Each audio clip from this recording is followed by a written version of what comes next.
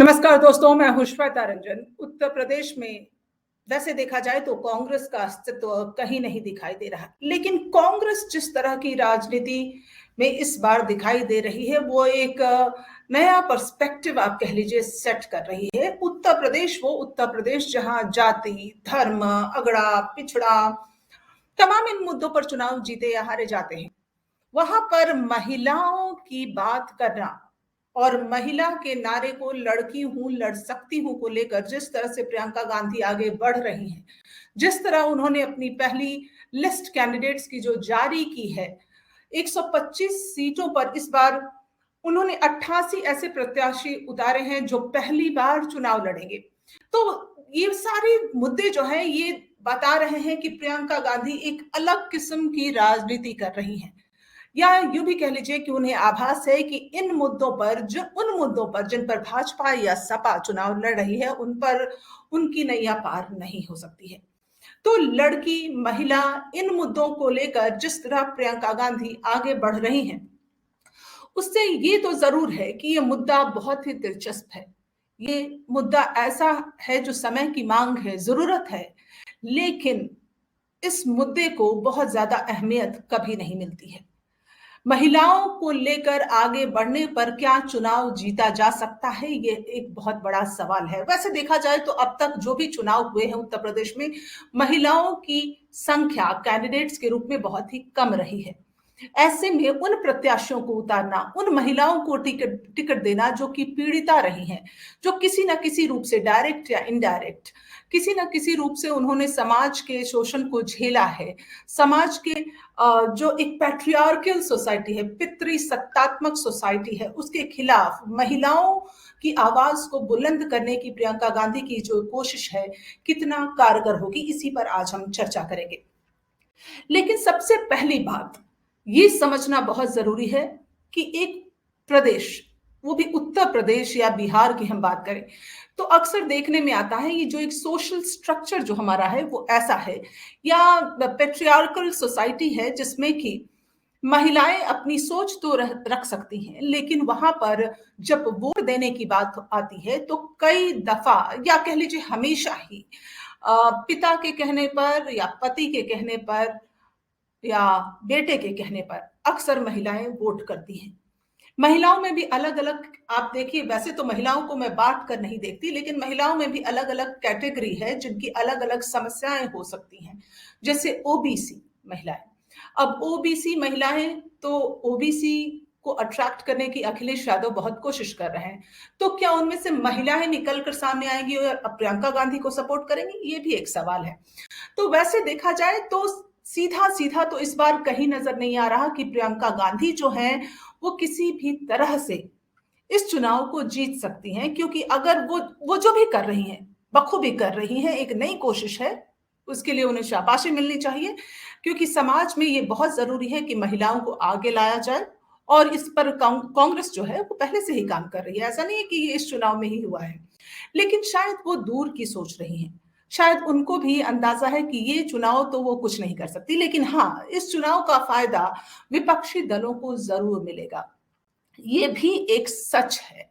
आप देखिए, तो मैं आपके सामने रखना चाहती हूं कि कांग्रेस ने उत्तर प्रदेश में होने वाले चुनाव को लेकर सबसे पहले अपने प्रत्याशियों की सूची जारी कर चुनावी मैदान में उतरने का जो ऐलान किया है, उसमें कई ऐसे नाम हैं जो पिछले दिनों चर्चित रहे हैं। तो उसमें उन्नाव की चर्चित सदर विधानसभा सीट से कांग्रेस ने रेप पीड़िता जो है उसकी मां को टिकट दिया है।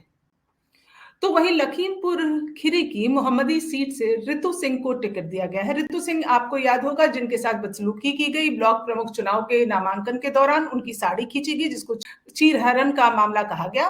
और राजनेताओं की तरह आर्थिक और राजनीतिक पृष्ठभूमि न होने के बावजूद भी कांग्रेस ने जो ये चेहरे हैं, इस तरह के चेहरे हैं, इनको अपनी पार्टी का चेहरा बनाया है। तो एक बहुत बड़ा सवाल ये भी है कि उत्तर प्रदेश में जहां बाहुबल या कहिए जो तमाम बड़ी पार्टियां हैं, वो किसी ना किसी तरह बाहुबलियों को, अपराधियों को टिकट तो दे देती है, लेकिन महिलाओं को टिकट नहीं देती।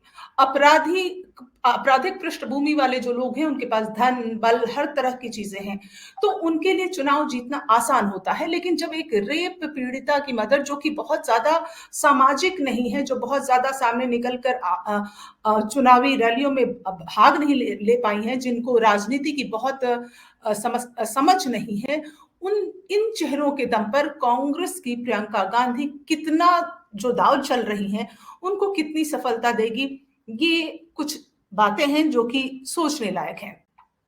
तो देखिए, सबसे पहले जो टिकट दिया है कांग्रेस ने, वो तीन बड़े कारण जो मैं आपके सामने रखना चाहूंगी। कांग्रेस की जीत मुश्किल है, जैसा मैं बार बार कह रही हूं, पर यह भी सच है कि ये संदेश जो आज वो दे रही हैं महिलाओं को लेकर, उनको आगे बढ़ाने को लेकर, ये समय की मांग है, ये जरूरत है। दूसरी बात है कि लड़की हूं लड़ सकती हूं, ये जो एक स्लोगन है, इसने एक इतिहास रचा है। इस ये स्लोगन उनके लिए कांग्रेस के साथ आजीवन चलने वाला है, इस चुनाव में नहीं, अगले चुनाव में, इस उत्तर प्रदेश के चुनाव में नहीं, तो किसी और राज्य के चुनाव में। तीसरी बात कि राष्ट्रीय स्तर पर, जो मैंने पहले कहा किसी और राज्य के चुनाव में, राष्ट्रीय स्तर पर अगर देखा जाए तो कांग्रेस को उत्तर प्रदेश के चुनाव के बाद एक मजबूती मिलेगी। ऐसा मैं इसलिए कह रही हूं क्योंकि अब तक जो ये लग रहा था कि प्रियंका गांधी या राहुल गांधी सक्रिय नहीं है, लेकिन अभी जो इन लोगों ने सक्रियता दिखाई है, चाहे पंजाब में भी दिख रही है, जिस तरह से चरणजीत सिंह चन्नी पार्टी को आगे लेके चल रहे हैं, तमाम समस्याओं को सुलझा रहे हैं, उसी तरह उत्तर प्रदेश में प्रियंका गांधी जिस तरह प्रयासरत है, साथ ही राहुल गांधी। तो ये साफ तस्वीर बन रही है कि Congress is in the revival mode. Congress दोबारा खड़े होने की स्थिति में है, चाहे उसको वक्त लग सकता है। अब अगर हम बात करें रेप पीड़िता, जिसकी मैं बात कर रही थी, उन्नाव क्षेत्र की, 2017 में गैंगरेप का मामला आपको याद होगा। कुलदीप सिंह सेंगर जिसके आरोपी थे, भाजपा से थे, पूर्व विधायक, फिलहाल जेल में है। लेकिन भाजपा ने, जो रेप पीड़िता है उसकी मदर ने कहा है कि भाजपा ने जिसको पीड़ित किया और पीड़िता को के साथ अगर कोई खड़ा है तो वो कांग्रेस है।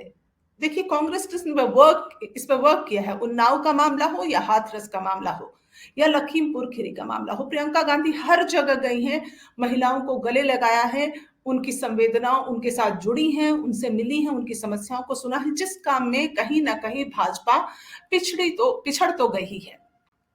तो उसी तरह देखिए, अगर हम उन्नाव विधानसभा सीट की बात करते हैं, तो पिछला जो चुनाव था उसमें पंकज गुप्ता 2017 के चुनाव में जीते थे, और वो वैश्य समाज से आते हैं। और सपा से मनीषा दीपक दूसरे नंबर पर रही थी। वह, उनके पति दोनों का ही अब निधन हो चुका है, अब वो नहीं है। हालांकि ये कयास लगाया जा रहा है कि उनके बेटे अभिनव कुमार को टिकट मिल सकता है, वो मल्ला समाज से आते हैं, और बसपा के देवेंद्र सिंह को टिकट मिल सकता है, या कुलदीप सिंह सेंगर के विरोधी हैं। क्योंकि अब आशा सिंह, जिसको कांग्रेस ने टिकट दिया है, जो रेप पीड़िता की मां है, वो पहली बार चुनाव लड़ेगी।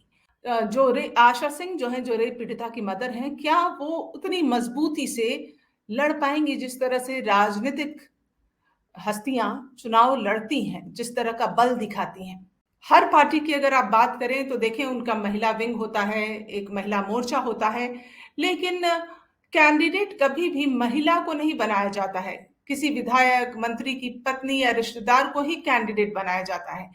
तो ऐसे में इन महिलाओं को, जो कि शोषित वर्ग से आती हैं, जो पीड़ित हैं, जिनको सताया गया है, क्या इन महिलाओं पर दाव चल के कांग्रेस कुछ हासिल कर पाएगी? लेकिन जो लोग ये कह रहे हैं कि कांग्रेस जो है एक सिंपैथी, एक सहानुभूति का कार्ड चल रही है, उनके लिए एक बहुत बड़ा संदेश मैं ये भी देना चाहूंगी कि सहानुभूति का कार्ड ठीक है, लेकिन महिलाओं के लिए ये जो एक प्लेटफॉर्म तैयार किया है, उनको आगे लाने का, इस पितृसत्तात्मक सोसाइटी में महिलाओं को बराबर लाके खड़ा करने का, ना कोई शोषित हो, शोषित वर्ग को ऊपर उठाने का, ये जो एक पहल है प्रियंका गांधी की, सराहनीय है, और इससे कांग्रेस को जरूर मजबूती मिलेगी, उस कांग्रेस के कार्यकर्ताओं में जरूर जान जो है वो भुग जाएगी, क्योंकि अब तक जो एक कह लीजिए सब सोई अवस्था में नजर आ रहे थे कांग्रेस के तमाम कार्यकर्ता, और किसी को अब भरोसा नहीं रह गया था केंद्रीय नेतृत्व पे। तो अब उनको समझ में आ रहा है कि, या आप कह लीजिए कांग्रेस के जो बड़े चेहरे हैं उन पर भरोसे की कमी नजर आ रही थी, वो सब अब हो सकता है इसके बाद ठीक हो जाए। आपको क्या लगता है? आप अपनी राय जरूर लिखिए। फिलहाल आप मुझे दीजिए इजाजत। नमस्कार।